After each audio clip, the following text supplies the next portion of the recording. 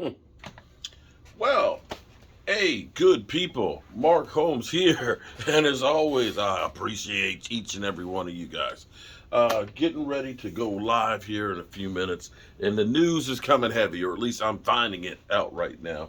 After having a great laugh that Cowboy fans want to bring in Derek Carr. Shit's getting crazy now. Shit is just getting crazy right now. Derek Carr. That you might as well bring David Carr with him too. David and Derek. Why not bring them both in? Um, let's be real here. But we do maybe have some good news here for those out there that are not a Kellen Moore fan. Kellen Moore will be interviewing tomorrow with the Panthers. That's right. He interviewed with them last year, so evidently he's still on their Rolodex. That is, if they still have Rolodexes these days. I guess I'm really dating myself because we used to have Rolodexes that you put a card in it with the people's numbers and you spin it to get the okay. Regardless, Kellen Moore possibly, maybe, could be gone. Now, on the flip side, interesting take here. We know Dan Quinn has interviewed with the Cardinals, with Denver, and the Colts. Denver is having a second interview with Sean Payton. Denver does have one draft pick via, I'm trying to remember, from New Orleans. No. Is it? No.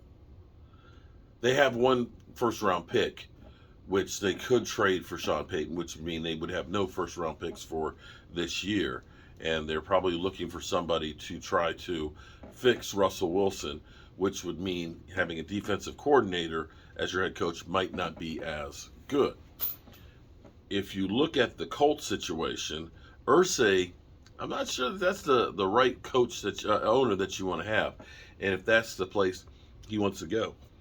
And then there's Arizona he interviewed for, as I believe Arizona, as well. And you got Kyler Murray in that situation. So it may be, would it be crazy to think that maybe Dan Quinn ends up not taking a job as a head coach because there's not good ones out there?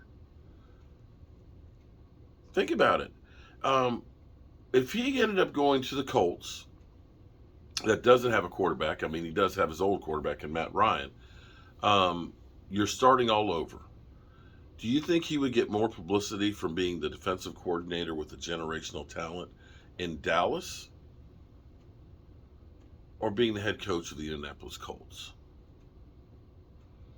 This is one of those cases of, to me at least,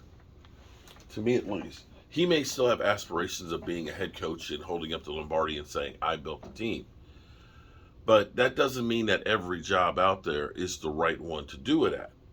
So many times we see coaches that are taking a job just so they can say, I took a head, it's the only chance I'm going to get. And so I take the Cleveland Browns or the Jets or the Texans and things like this. Teams that are downtrodden that may not have good ownership that's really there to work with you, that you're dealing with cray-cray. It's kind of like the commander's job. Coaches come in, they don't come out very good on the other side.